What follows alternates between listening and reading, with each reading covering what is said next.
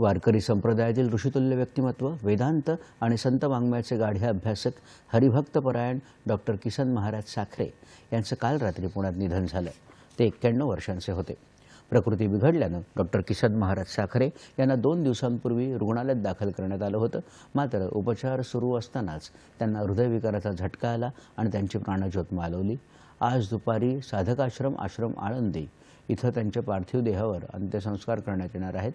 किसन महाराज साखरे यांच्या निधनानं वारकरी संप्रदायाचं मोठं नुकसान झालं आहे। साखरे महाराज यांनी क्षेत्र आळंदीच्या ज्ञानेश्वर महाराज संस्थानचे विश्वस्त म्हणून काम पाहिलं। तसंच आळंदी देहू परिसर विकास समितीच्या सुकाणू समितीचं अध्यक्षपद देखील त्यांनी भूषवलं होतं।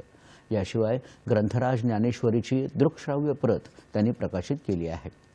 साखरे महाराजांनी संस्कृत आणि मराठीतून एकूण 115 ग्रंथ लिहिले आहेत।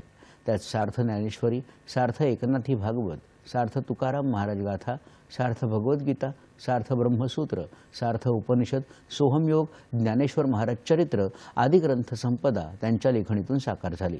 एकूण 500 ताम्रपटांवर त्यांनी ज्ञानेश्वरी प्रकाशित केली आहे। साखरे महाराज यांना महाराष्ट्र सरकारतर्फे 2018 मध्ये ज्ञानोबा तुकाराम पुरस्कार प्रदान करण्यात आला। टिळक महाराष्ट्र विद्यापीठाने डी.लिट या सर्वोच्च पदवीने त्यांना सन्मानित केलं होतं।